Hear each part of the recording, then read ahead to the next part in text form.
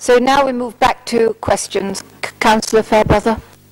Question 12 to the Cabinet Member for Environment. I do thank Councillor Fairbrother for this question. There are really two points in here. I think I can detect the wreckage of the ill-judged reference up motion which the party opposite ventured to put forward, and I think we can see that they have been unable as a group to maintain a coherent line on this. I really will not let the point about charges pass before moving on to libraries. Over 25% of our charges, and I'm referring, of course, to the slightly over 1,000 charges that come to my committee, over 25% of those are frozen. And that, as my colleagues have touched on, is overwhelmingly concentrated in those parts of the borough that are less prosperous. And so we absolutely recognise that reality for people and want to do everything we can to ease that situation. There are many others that have gone down. Those that have gone up, there is a very good case for it. I must admit, on the team side of things, I would suggest that the party opposite might like to get themselves down to Tooting Bec Athletics Track, where team building sports are frozen charges there. You might benefit from the experience. I was going to suggest that you might also benefit from archery lessons at Barn Elms. They are reduced by a massive 38% next year, but given how you all get on, that would probably not be a good idea, and someone would end up getting hurt. Perhaps you'd like to potter over to Battersea Park, where you can have a sauna for 33% less next year compared with this year. Slightly more seriously, at Battersea Sports Centre, every single one of the charges are frozen for next year. And I think that is a very clear demonstration of intent on our part. Those that have gone up are things like corporate event days in Battersea Park, which is surely a matter of us maximising our assets and making them perform, ditto filming and bringing the parking charges at Chelsea Flower Show, which we provide in Battersea Park, of course, into line with the going rate. So it's making the most of our assets, and I won't sort of tolerate the slight that's implied in this question here. I do very much thank Councillor Fairbrother for the point about libraries. Absolutely agree with him. Delighted that he feels as positive about it as I do. GLL have got off to a tremendous start. They have frozen their charges. That's entirely up to them. Right from the outset, superb IT. They've been very innovative already. We've all seen all sorts of signs of what the future may hold, and it really could never be more important than now to have a high-performing library service that can cope with the challenges that sector faces. I thank the Cabinet Member for his answer. I note he portrays the impression that the appointment of GLL was all down to the majority party, but from this side we've been pressing to examine the case for staff mutuals over many years. I'm quite intrigued by when we came to consider at the recent OSC the issue of a leisure and culture staff mutual, that his colleagues were quite sceptical about the merits of that interesting perception. You've drawn attention to the innovations and the savings in this new contract. You've alluded to the charges, but I note that if we look at the charges overall across all the council's committees, we seem to be averaging 4%, whereas this contractor has delivered the same services at no increased revenue charges. So is that not challenging us as a council to look hard about our performance to see if there's opportunities for innovation to keep charges increases low? Councillor Cook. Thank the Councillor Fairbrother for the supplementary question. It is 4% on average in the environment, culture, community safety arena. I would suggest that given the mess the party opposite made of the public finances and the intense pressure we're under, that really is a very remarkable achievement. And I've just explained there are many of those charges which are frozen or have gone down. We've been very careful where they have been increased. Regarding the mutuals, I think I'm right in remembering that Councillor Fairbrother asked very few questions when he had the opportunity. I'm being told none recently on the 15th of November. And he is quite right that the majority party asked lots and lots of questions. I think it was about 45 minutes, if I remember rightly. I would respectfully suggest he's misinterpreting the situation if he thinks that's scepticism. I was very proud of that performance because I thought it was my colleagues doing exactly what they should do, looking at it very, very carefully, checking to see if there's anything that hadn't been thought of, scrutinising, in short, and I thought it was an extremely impressive performance and exactly what one would expect when a new idea as big as this comes to committee. Second supplementary. Supplemental, Councillor Clay. Madam Mayor. Councillor Clay. Does the Cabinet member agree that bringing in an outside contractor is a superior approach, and which has saved us money? Sorry, I wasn't asking you the question. Councillor Clay. Which has saved us money and enabled us to keep our libraries open, while other councils have kept their services in-house and closed libraries. Councillor Cook. I thank Councillor for the supplementary question. Yes, I agree with all of that. Isn't it interesting that there are many Labour-controlled councils who have indeed closed libraries? We have closed none, and we have saved almost £1 million a year. It is, I would suggest, another superb example of Wandsworth being right at the front. I believe we're the second or third in the country to do this, right at the front of innovation. I confidently predict that there will be many other councils who will follow us. And I think, referring back to the resident survey, isn't it interesting? One of the questions in that survey, we got a very clear message back that residents are really not too bothered how services are organised, so long as there is value for money and good quality. And we're definitely achieving that with our libraries. Thank you. Councillor Locker, item 13. Question number 13 to the Cabinet member, please. Yes, I thank my colleague for this excellent question. I'm delighted that Boris has announced that we will have 24-hour tubes coming onto the Northern Line in his ward and mine. It's just another fantastic example of the Mayor for London delivering for this borough, whether it's Boris Bikes, which will be launching in this borough next week, or whether things like the Northern Line extension as well. Supplementary. Thank you. I thank the Cabinet member for his answer. I wonder if he agrees with me that as well as being more convenient and providing a boost to London's nighttime economy, it will also provide for improved personal safety for people travelling home late at night, which is to be welcomed. I was out a couple of mornings last week talking to commuters about this, and it was really noticeable the proportion of young women who were really particularly keen on this, and it was clearly for the safety reasons. So absolutely, I think that's a really important point. Second supplementary. Given that we all welcome this idea of keeping the tube 24/7 open, but given that Boris Johnson actually undertook not to close any ticket offices and to reduce station staffing, can you actually be sure that the promises giving on staffing levels in stations will not be as empty as his previous set of promises? I think that the Mayor for London has consistently delivered for the city. It was shown when he was re-elected a couple of years ago, and I believe that he will continue to deliver for this city. Question 14 to the Cabinet member. I'd like to thank Councillor Carpenter for his question. The answer is as stated, and in case he is wondering, I did actually have a little bit of assistance with the drafting of this reply. Entry. Yes, this is a really impenetrable answer. I think my comment is bring back Roy Evans, all is forgiven. But seriously, if I read A correctly, since our rents are above the formula rent, does this mean we won't be able to take advantage of this offer from the Ministry?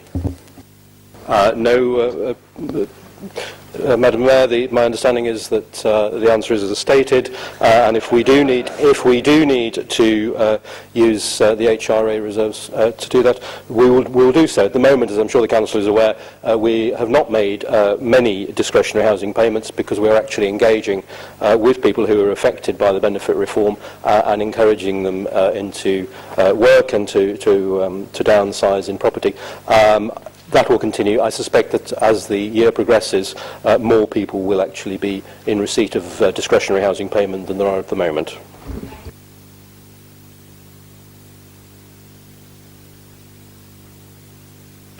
Question 15 to the Cabinet Member.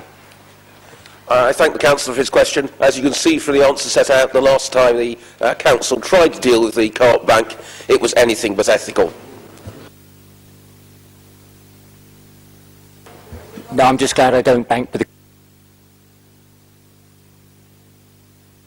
Yes, does not the Cabinet Member find it peculiar that as a trenchant free market council, it's banking in a state-controlled bank, which is accused of bankrupting its own small business customers, and whose IT is so poorly invested in that its customer service has collapsed? As ever, I'm pleased to say that the Council, as Councillor Carpenter says, being staunchly free market, selects its bankers on the basis of proper competitive tendering. So far, we received the lowest tender from that bank concerned, and we continue to receive satisfactory service from them.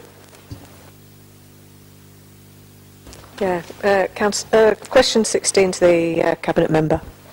I'd like to thank Councillor Speck for her question. I think she may perhaps have been misinformed, unless she has information to the contrary, that there hasn't actually been the large number of voids that she fears. In any year, there will always be fluctuations, and that's normally accounted for in the payments that are made. But as the answer says, in the event that any of the cooperatives do find that they have a large number of voids on their hands, then obviously individual payments will be made on an as-needs basis.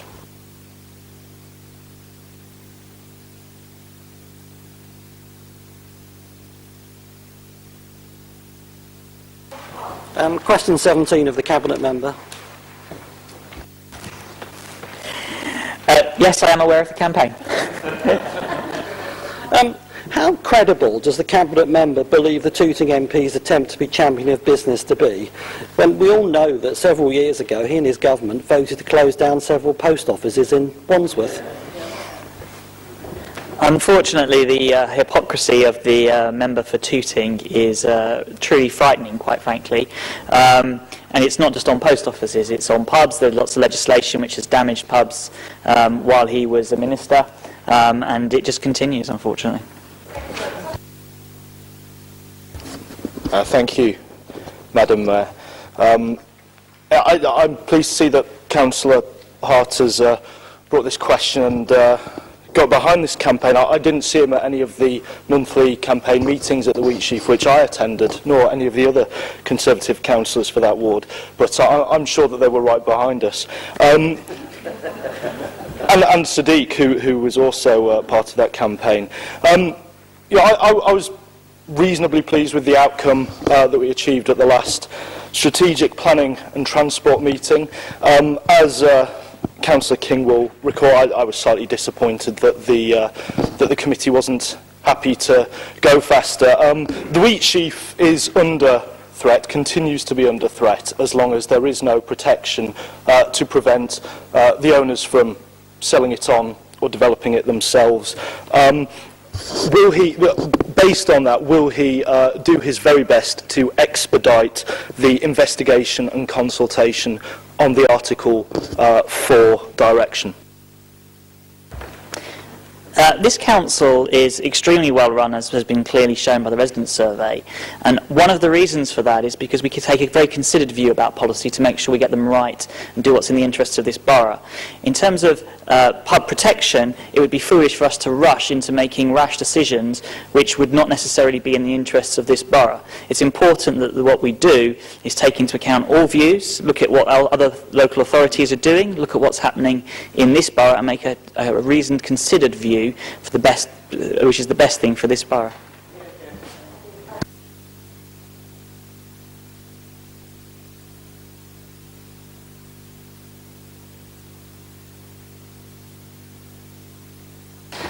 The answer is as stated below.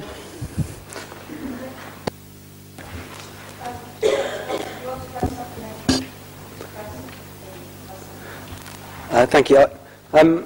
Thank you for. I thank the councillor for providing these figures for us.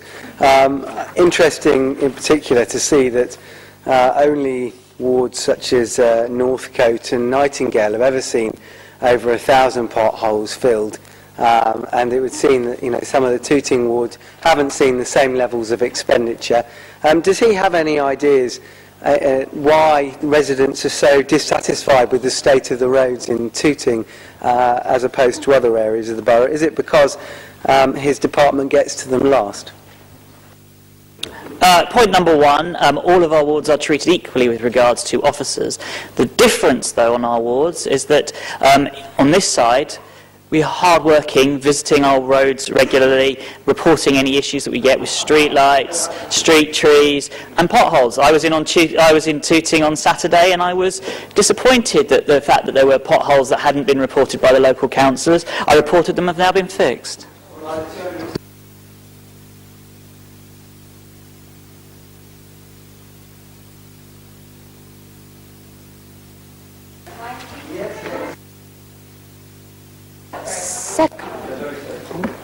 Second supplementary, would the Cabinet member agree with me that 1.3 million is a significant sum?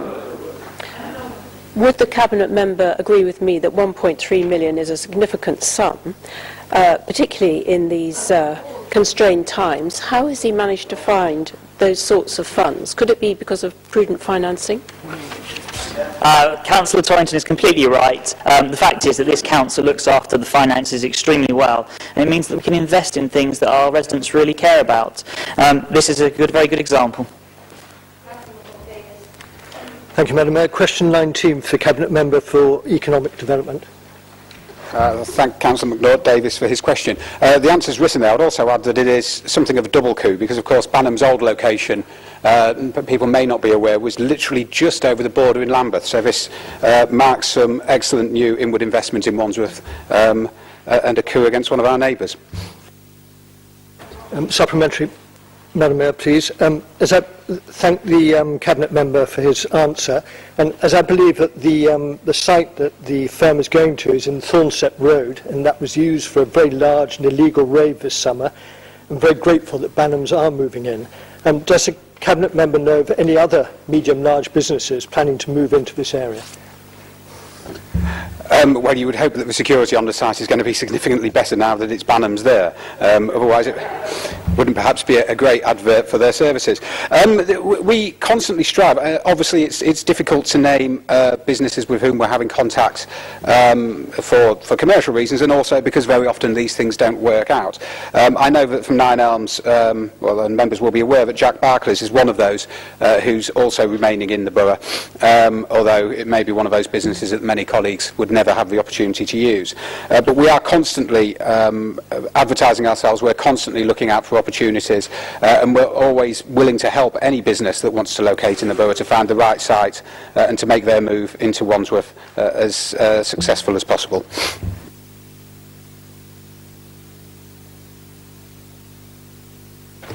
Question 20 to the Cabinet Member. I'd like to thank Councillor Hogg for this fairly regular question. The answer is, as every time he is asked, that there's approximately 15% of the houses, of the flats in the Nine Elms area will be affordable. As the leader also said, there are off-site payments, which at the moment are £11 million, potentially £51 million, which I think is a remarkable achievement. With regard to part B of the question, Councillor Hogg, obviously, as we know, has a keen interest in property prices in the borough, so I hope this information will be of use to him. Prices indeed are high, but they're not as high as the figure that he quoted to us earlier on. That's probably for a rather splendid property. Like many of my colleagues, I was also in Tooting on Saturday, and I took a look at the property prices there and was very pleased to see how affordable some of the properties are there. Given the excellent results we got on our canvassing, I'm sure I will be back on a number of occasions, as will my colleagues, and I'll keep an eye on property prices to see if gentrification is also happening in Tooting. Supplementary, Madam Mayor. Well, I was very surprised to see a valuation for a two-bed property in the new Nine Elms developments for £380,000 in this answer, since many that I've seen are around the £1 million mark. So you must introduce me to your estate agent. And I should probably answer Councillor King, who earlier accused someone he thought was me of saying that the average resident can only afford subsidised housing in Wandsworth, and that's not what I was saying. The average house price in Wandsworth is now 13 times the average salary. There's people in very well-to-do households, their children can't leave. I'm just staggered that you're not seeing this housing crisis and thinking that it's somehow invented for political gain. So my question to the Cabinet Member is, how is an injection of super expensive two-bedroom flats meeting the housing need of the average resident in Wandsworth? I think the Council has to understand that where land values are extremely expensive, where very extensive works have to be done, where an infrastructure has to be put into place, this all costs money. And at the end of the day, the cost of that is going to be borne by the people who will be buying the properties there. That, I'm afraid, is the situation that it always was, and it's the situation that it always will be.